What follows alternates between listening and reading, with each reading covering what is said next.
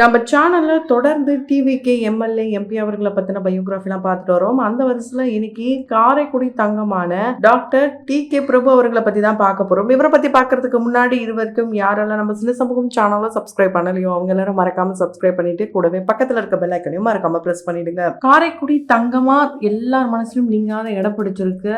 அதாவது விஜய் அவர்களுடைய இன்னொரு விஜய் மறுபிறவி அப்படின்லாம் கூட இவர் சொல்றாங்க. ஏன்னா அந்த அளவுக்கு விஜய் அவர்கள் மாதிரியும் அந்த ஒரு தன்மையாவும் நடந்துக்கிறாரு. உதவி அப்படின்னா ஓடோடி வந்து செய்யறாரு. பாகுபாடு பார்க்காம யாரையுமே வந்து எதுவுமே திட்டாம முகம் சுழிக்காம அந்த முகத்துல பாத்தீங்கன்னா எப்பவுமே சிரிச்ச முகத்தோட தான் வந்து அவருடைய வேலைகள்லாம் நடந்துட்டு இருக்கு. இந்த நிலையில தான் அவரை தமிழ்நாடு கனிம வளத்துறை அமைச்சரா பதவி ஏற்றிருக்காரு. உண்மையாலே அவர் அவங்களுடைய மனைவிக்கு செஞ்சு கொடுத்த சத்தியம், அவங்க அம்மா வந்து தத்து கொடுத்த மக்களுக்காகவே நான் வந்து என் பையனை தத்து கொடுத்துட்டேன், தமிழ்நாட்டுக்கே அவர் தத்து கொடுத்துட்டேன் அப்படிலாம் அவங்க சொல்லியிருந்தாங்க. அதுவும் 100க்கு 100 உண்மையா இருக்கு. ஸோ இவரை பத்தி ரொம்ப இன்ட்ரெஸ்டிங்கான விஷயங்கள்லாம் பார்க்க போறோம். இவர் யாரு, இவர் எப்படி இந்த இண்டஸ்ட்ரிக்குள்ள வந்தாரு, குறிப்பா பொலிட்டிஷியனா ஆகணும் அப்படின்ற ஆசை எப்படி வந்தது, இது எல்லாத்தையும் தொடர்ந்து பார்க்கலாம். ஸோ இது எல்லாத்தையும் பார்க்கணும்னு நினைச்சீங்கன்னா உங்களுக்கு எம்பி டாக்டர் டி.கே. பிரபு அவர்களை ரொம்ப பிடிக்கும் அப்படின்னா கமெண்ட் பாக்ஸ்ல ரெட் ஆர்டினோட கமெண்ட் பண்ணுங்க. ஸோ பிரபு அவர்களை எல்லாருக்கும் ரொம்ப நல்லாவே தெரியும். எப்படின்னு பார்த்தீங்கன்னா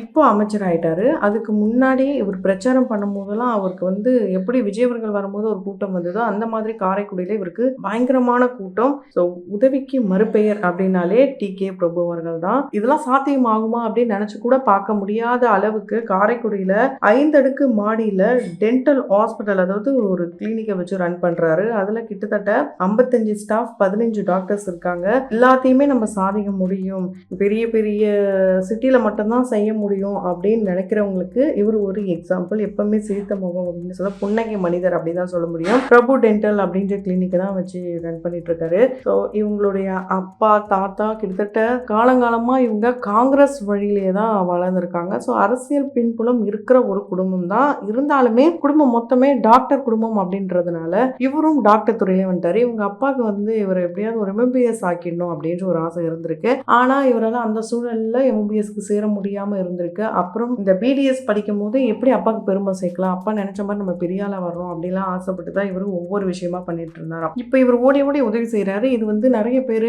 ரீல்ஸுக்காக பண்றாங்க. இவர் வந்து வாக்கிங் போறது கூட ஒரு ரீல்ஸா போடுறாரு. இவர் வந்து ஃபேமுக்காக பண்றாரு, ஓட்டுக்காக பண்றாரு. இப்படி எல்லாம் சொன்னாலும் அதெல்லாம் உண்மை கிடையாது. ஏன் அப்படின்னா இவர் சின்ன வயசுல இருக்கும்போது ஸ்கூல் ஹாஸ்டல்ல தங்கி தான் படிச்சாராம். அழகப்பா மாண்டிலோரி இந்த ஹாஸ்டல்ல தான் தங்கி படிக்கும் போது அவங்க அப்பா அம்மா மாசத்துக்கு 2 முறை போய் பார்ப்பாங்களாம். ஃபர்ஸ்ட் டைமா ஸ்கூல்ல சேர்த்துட்டு இன்னொரு டைம் போய் மீட் பண்ணலாம் அப்படின்னு சொல்லி போய் பையனை பார்க்க போகும்போது 7 ஃப்ரெண்ட்ஸ், அதாவது சின்ன வயசுல 7 நண்பர்கள் உடனடியே சேர்த்திருக்காரு. செகண்ட் டைம் போய் பார்க்கும்போது அது அப்படியே டபுள் ஆச்சாம். ஸோ இவர் போயிட்டு வாங்கிட்டு போற ஸ்நாக்ஸ் எல்லாமே டபுளா அதிகமா வாங்கிட்டு போவாராம். அப்பதான் தன்னுடைய மகனுடைய குணம் என்னன்னே தெரிஞ்சுதான். ஏன் அப்படின்னா அவ்வளோ ஒரு கூட்டம் இவர் பின்னாடி சின்ன வயசுல இருந்தே இருந்திருக்கு. அந்த அளவுக்கு ஒரு அன்பான மனிதர், பண்பான மனிதர், பாசமான மனிதர், எல்லார்கிட்டையும் அன்பா நடந்து பாராம். குறிப்பா இன்னொருத்தவங்களுக்கு ஏதாவது ஒரு கஷ்டம் அப்படின்னா அந்த சின்ன வயசுலயே வந்து இவங்க அப்பா இவரை பார்க்க வருவார்ல, அந்த டைம்ல அவர் கூட இருக்கிறவங்களுக்கு அப்பா இல்லாம அம்மா இல்லாமலாம் கூட இருந்திருக்காங்களாம். அதெல்லாம் யாருக்கும் வருத்தமா இருக்கக்கூடாது, நம்ம அப்பா வராருன்னா எல்லாருக்குமே எல்லாமே வாங்கிட்டு வரணும்னு சொல்லி அவங்க அப்பாவை வந்து எல்லாமே வாங்கிட்டு வர சொல்வாராம். ஸோ அப்படிதான் வந்து பார்ப்பறாம். அது மட்டும் இல்லாமல் அவருடைய கிளினிக்கு வராங்க அப்படின்னும் போது ரொம்ப வயசானவங்க காசே இல்லைன்னா கூட இவர் வந்து ட்ரீட்மெண்ட் பார்ப்பாராம். ஸோ 2013 இருந்து இவர் வந்து ட்ரீட்மெண்ட் பார்க்க, அதாவது ப்ராக்டிஸில் பல வருடமா இருந்து 2013 காரைக்குடியில் ஒரு சின்ன கிளினிக்காக இருந்து கிட்டத்தட்ட 3-4 வருட காலமா இப்போ பெரிய கிளினிக்காக மாற்றிருக்காரு. இவர் ஆரம்ப காலகட்டத்தில் இவ்வளோ பெரிய கிளினிக்லாம் வைக்கணும்னு சொல்லும் போது அங்கே இருக்கிறவங்களாம் இருக்கட்டும், இவங்க ஃபேமிலி ஃப்ரெண்ட்ஸ் யாருமே வந்து இதெல்லாம் எப்படி சாத்தியமாகும் அப்படின்னு தான் கேள்வி கேட்டாங்களாம். ஆனால் இது எல்லாமே முடியும், என்னுடைய ட்ரீமை நான் வந்து கன்ஸ்ட்ரக்ட் பண்ணுறேன் அப்படின்னு சொல்லி அந்த ஒரு வார்த்தை இவர் கொஞ்சம் கொஞ்சமாக அவருடைய கனவுகளை வந்து கட்ட ஆரம்பிக்கிறாரு. அதுதான் இப்போ இவ்வளோ பெரிய கோட்டையாகவே மாறி இருக்கு. உண்மையாலே வந்து இப்படிப்பட்ட ஒரு மனிதரெல்லாம் நம்ம படங்களில் பார்த்து ரசிச்சிருக்கோம் தான் சொல்ல முடியும். நிஜத்தில் வந்து இப்படியும் இருக்காங்க அப்படின்றது இந்த டிவிக்கே, இந்த எலெக்ஷன் இதுக்கப்புறம் தான் எல்லாமே தெரியுது. ஏன்னா இவர் மட்டும் இல்லாமல் இவர் மாதிரி நிறைய யங்ஸ்டர்ஸ்லாம் வந்து இப்போ களத்தில் இறங்கி செம்மையாக வேலை பார்த்துட்டு இருக்காங்க. உண்மையாலே 13லேருந்து 16 பேர் டிவிகே கட்சியை சேர்ந்தவங்க மட்டும் எம்பியா இருக்காங்களாம். உண்மையாக அது ரொம்ப பெரிய விஷயம். புதுசாக வந்தவங்களுக்கு வாய்ப்பே தரக்கூடாது அப்படின்னு சொன்னவங்களுக்கு அமைச்சர் பதவியே கிடைச்சிருக்கணும் போது சிஎம் விஜய் அவர்களுக்கு வாழ்த்துக்களும் நன்றி தான் சொல்லணும். எல்லாருக்குமே வாய்ப்புகளை ஈக்குவலாக கொடுத்துருக்காரு. அண்ட் ஒரு சில சிஎம் ஜாதி பார்க்குறாரு, அதனால தான் வாய்ப்பு கொடுத்துருக்காருன்னு சொன்னாங்க. இந்த இடத்துல நல்லா நோட் பண்ணணும். அவர் டிரைவருடைய மகனுக்கு வாய்ப்பு கொடுத்தாருன்னா கிட்டத்தட்ட டிரைவர் அவருக்கு ஒரு சித்தப்பா முறை மாதிரி இருக்கும். அவர் தான் சின்ன வயசுல இருந்து வளர்த்தாரு. இப்படிலாம் அவருடைய நெருங்கிய நண்பர்கள்லாம் சொன்னாங்க. அதனால நன்றி கடனா பண்றாரு அப்படின்னு சொல்லப்பட்டாலுமே ஒரு ஆட்டோ டிரைவருக்கு எதுக்காக வாய்ப்பு கொடுக்கணும் அப்படின்றதையும் யோசிக்கணும்.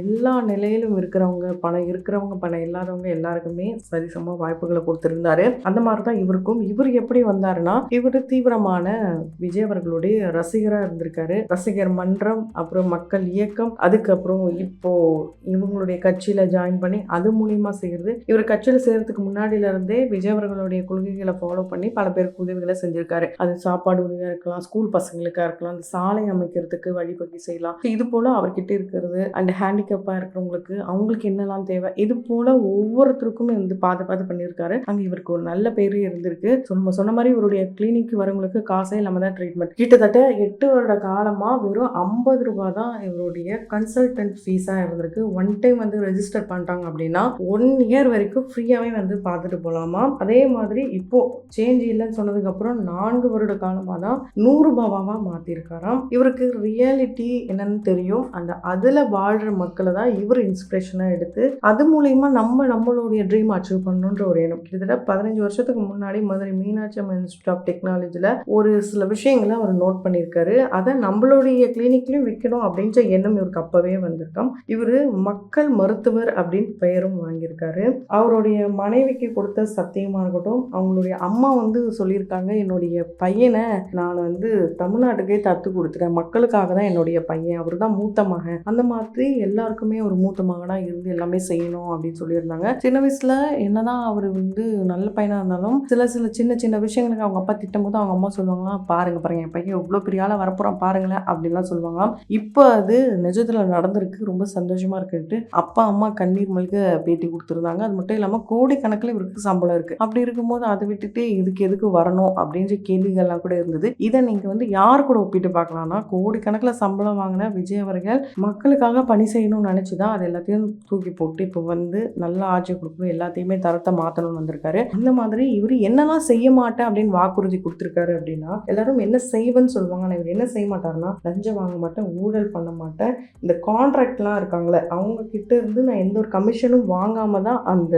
டெண்டர்லாம் நான் விடுவேன் அப்படின்னு சொல்லியிருக்காரு. ஸோ ரீசெண்டாக கூட இந்த கல் குவாரிகள்லாம் ரைடு போயிருக்காங்க. அந்த ரைடில் யாரெல்லாம் லஞ்சம் வாங்கினாங்களோ அவங்கள வேலையில இருந்து தூக்கியிருக்காங்க. ஸோ இதெல்லாமே ஆரம்பம் தான். இதுக்கப்புறம் தான் மெயின் பிக்சர் நம்ம பார்க்க போகிறோம். பைக்கில் இவர் செம்மையாக ஓட்டுவார் பைக்கை. இவர் வர ஸ்டைலை பார்த்தாலே என்னடா ஹீரோ மாதிரி இருக்காரு அப்படிலாம் கூட சொல்லுவாங்க. இவரை பார்க்கறதுக்கு இன்னொரு ஒரு ஹீரோ மாதிரியே தான் இருக்காரு. அவர் வேற யாருமே இல்லை, ஆக்டர் நரேன் மாதிரி இருக்காருலாம் கூட பல பேரும் சொல்றாங்க. உங்களுக்கு இவரை பார்க்க ஆக்டர் நரேன் மாதிரி இருக்காரா இல்லையான்றதை கமெண்ட் பாக்ஸ்ல மறக்காம கமெண்ட் பண்ணுங்க. திரை கவர்ச்சிக்காக மட்டும் இல்லாம மக்கள் எழுச்சிக்காக போராடி இப்போ அதுக்கான பலன் கிடைச்சிருக்கு. அந்த பலனை நல்ல முறையில யூட்டிலைஸ் பண்றாங்களா இல்லையான்றத பொறுத்திருந்து பார்க்கலாம். அதுக்கு முன்னாடி இவரை பத்தி நீங்க என்ன நினைக்கிறீங்க, உங்களுடைய கருத்துக்களை கமெண்ட் பாக்ஸ்ல மறக்காம கமெண்ட் பண்ணுங்க. தொடர்ந்து வீடியோஸ் பார்க்கணும்னு நினைச்சோங்க உடனே சேனலை சப்ஸ்கிரைப் பண்ணிட்டு பக்கத்துல இருக்க பெல் ஐக்கானையும் மறக்காம ப்ரெஸ் பண்ணிடுங்க.